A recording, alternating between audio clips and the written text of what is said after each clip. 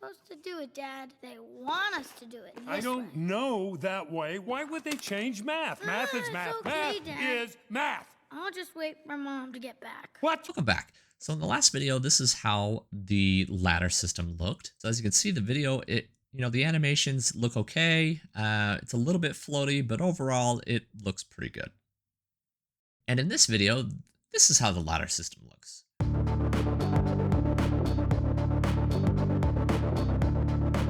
Just kidding. I've actually gotten quite a bit accomplished in terms of exact hand placements, but I did fall short on some of the other things I wanted to accomplish this week with cleaning up some of the animations and the exit and enter animations. And a lot of that is family responsibilities and Their eyelids so heavy, they're drooping.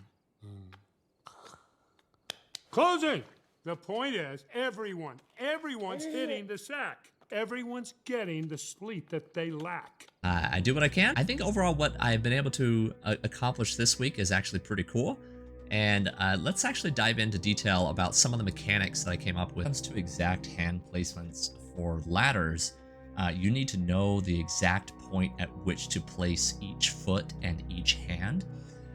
Now, one option that I had was to raycast every single frame to check for the ladder, but that kind of seemed to overkill when there's going to be like 100 people on the server raycasting every frame. That's for sure going to bog down the server, so that wasn't an option. So the new idea that I actually had was take advantage of triggers and colliders. Boxes! Boxes? Those will actually only fire at the point at which they're triggering or collide, and it's going to be much more efficient. So the way that I accomplished this was I placed colliders on characters' hands and colliders at individual point of the ladder, and when the hand reaches to the ladder, it will pass through a target point and it's going to move the target point of the hand to one of the two specified points of the ladder step.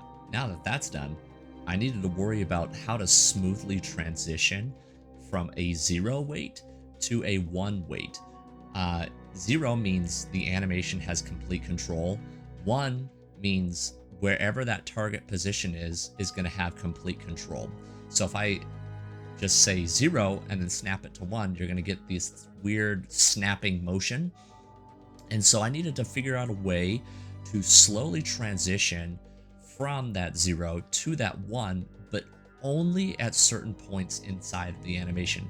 So that's what I came up with, the animation curve, because I figured with this, if you wanted to swap out your animations, you could easily change that animation curve to work with that new animation if you so desired.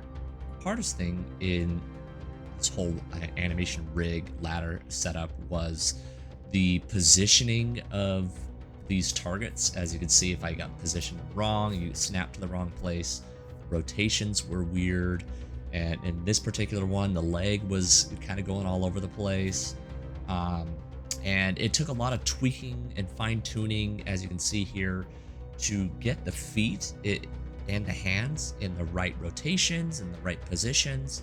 I ended up just turning off rotations, but giving you the ability to turn them on if you want. But what I'm doing here is giving you the ability to tweak the actual positional values to get it looking just right.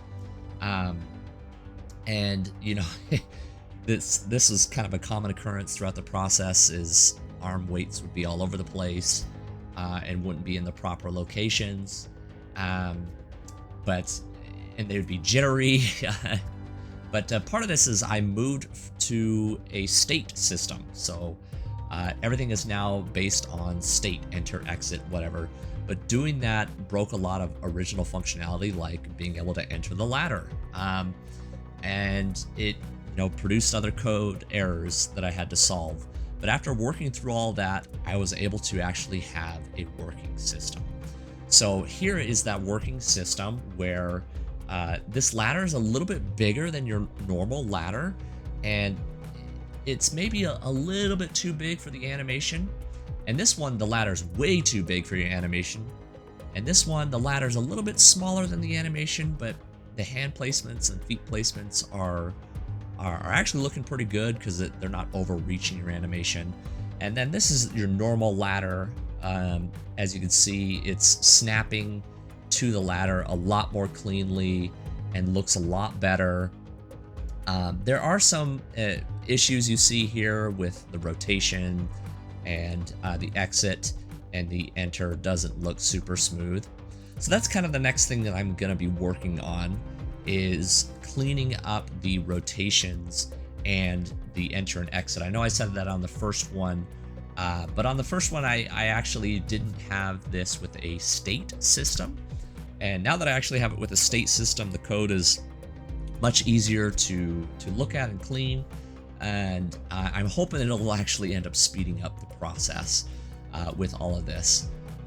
As always, if you like this, please support me by donating on Patreon, giving me a like and a subscribe, and let me know in the comments, what do you really want to see from these videos? What are you most interested in? Let me know and I'll include it in the next one. Thanks.